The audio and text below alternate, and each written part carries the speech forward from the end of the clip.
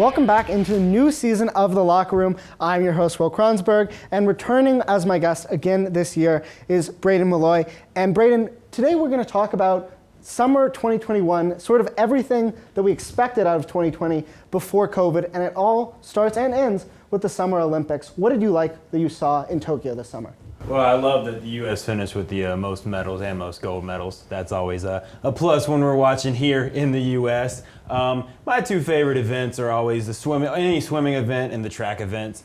So it was kind of weird not seeing Phelps swim in the pool, but I like that because it put the shine on other USA athletes in the pool to make their name. And then track, it's always fun to watch track, even though USC doesn't win them all. We kind of have our disappointing 4x1 race there, but it's always just fun to see just how fast these dudes are, and the ladies. No, of course. I mean, Americans did end up with the highest medal count, but it looked like it was going to be in doubt there for a while, especially with what's sort of come to be our token sports, track, swimming, and of course, basketball. Our men's and women's basketball teams both struggled in exhibition games, even struggled in early rounds of the Olympics, but then we come out with gold medals in 5-on-5 basketball, men's, women's, and 3-on-3 in the women's. So do you think the U.S. basketball team actually found something, or we're just actually better than the rest of the world?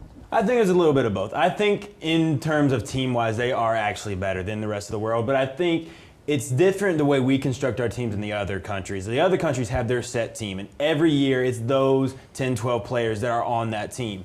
For the U.S., it's kind of like a pick 'em, choose 'em, draw, who you want, who willing to play. So I think for the exhibition, we sometimes get off to a slow start because these players have not played with each other maybe ever, and so they're trying to gel. But I think once they get in the game time, and it's the same old game of basketball that they've been playing their whole life, so they get to go it.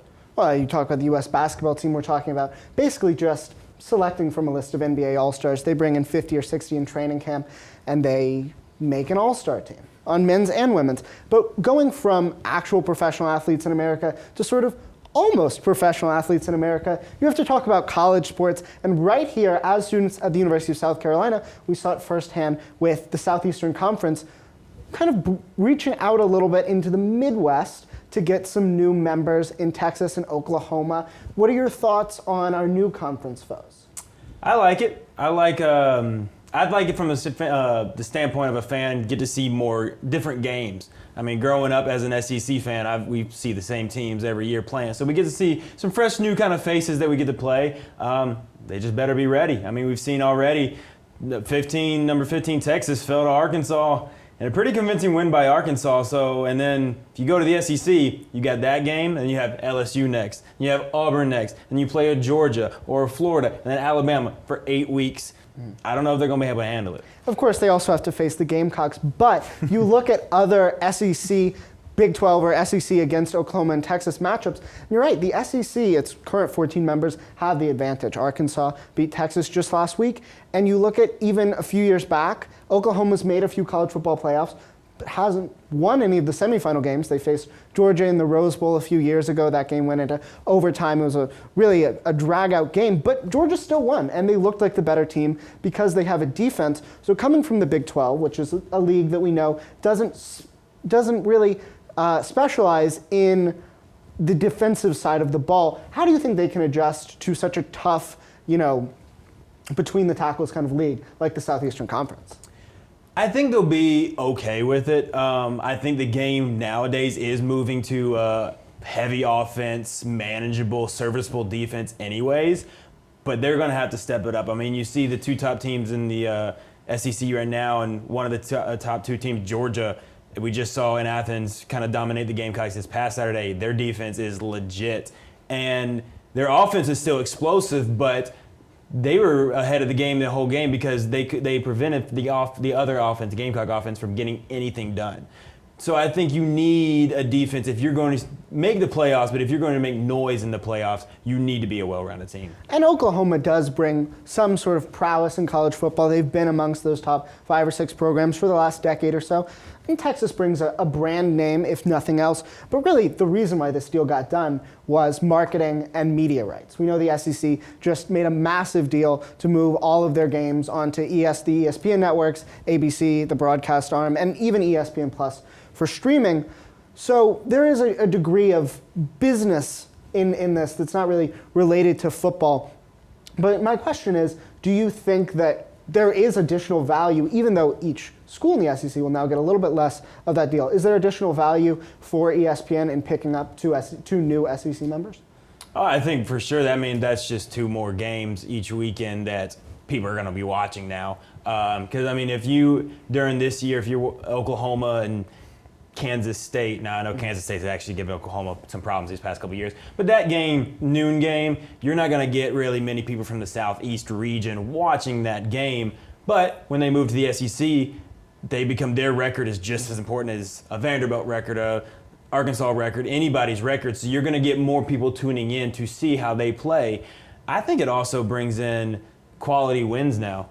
Oklahoma and Texas, they was always, you don't play anybody until you get to the playoffs. Well, now they're in a league where nobody can really say that anymore because they're playing 8 SEC games, and it just further strengthens any team in the SEC now that, look, we're playing another 2 top teams. Well, you say they didn't play anybody, and maybe that's true, but going from the Big 12, which both teams come from, that leaves a significant hole. Is there really anybody left? Baylor's been good the last few years. Oklahoma State kind of comes in and out. Kansas State has been good. But the Big 12 had to go out, and to replace their 2 members, they actually got 4 new ones, getting back to 12 members in the Big 12. But they got 3 of them from the American, Cincinnati, Central Florida, and Houston, as well as adding BYU, who was an independent. So do you think this will snowball into sort of a realignment within the next 2 or 3 years across college football, or will it be isolated to just these 2 or 3 conferences? I think it would just kind of be isolated. Going back kind of the Big 12, Iowa State has also come on the scene. I don't think the 4 of these teams, the addition, is going to do much in terms of national brand. It might give a team like Cincinnati, a team like BYU, who we saw had amazing seasons last year, might give them a better shot at making that top 4. I still don't think they will make a top 4. I think their best shot is for an expansion of the playoffs, which we also could see coming pretty soon. But I don't think this is a realignment of conferences is something that's going to be trending for the next couple years. ACC made that kind of pact with the Big 12, Big 10, and Clemson maybe be looking for a way out for that strength of schedule-wise, but I think this is a kind of an isolated event. Well, provided we don't see SEC domination, which is what I think you were hinting at, is Clemson maybe wanting way out of the ACC. Provided we don't see that, there is value in joining a power conference. UCF and Cincinnati have both really been clamoring for inclusion in the playoffs. We know UCF claimed a national championship 2017 despite not making the playoffs. So joining a power conference, or what remains of a power conference, will definitely help give them a little bit more on their resume, and hopefully the committee will give them a chance, especially if it expands from 4 to 12 teams. But I want to talk more specifically about players and how they're marketing themselves. We talk about Texas and Oklahoma making a marketing move. Players are making marketing moves as well, and that was really augmented over the summer with the new allowance of name, image, and likeness deals that athletes can make to earn money. They still don't get paid for playing, but they can make some profit off of what you see on TV. You see the Heisman winner go out and impress on ABC at 8 o'clock every night, or every Saturday night, and now they can make money come Monday based on what they've done on TV. So what do you think of that? NIL is finally here, and I am loving it. I've always thought players should be able to make the money off their name, image, and likeness. Not get paid to play the game, but be able to use the product they've put out on the field, benefit them. I think that's great. I think it's a great thing for college athletes now. You mentioned players are already getting kind of 6-figure, 7-figure deals. I think that's great, not only for the players that have a future in the professional league. I think it's even better for the players that might not, because now they are set with all the talent and all the time they've put in. It's benefiting them and it's producing something. I think it's so cool. I think it's really beneficial for these athletes. Of course, you see them appearing on TV ads. DJ Uiagalelei from Clemson is in the new Dr. Pepper Fansville ads.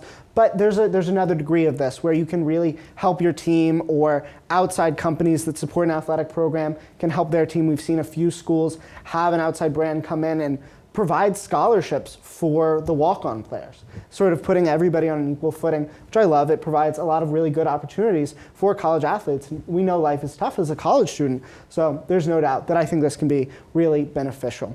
And that'll do it for us on The Locker Room. For Braden Maloy, I'm Will Kronsberg. Thank you so much for watching.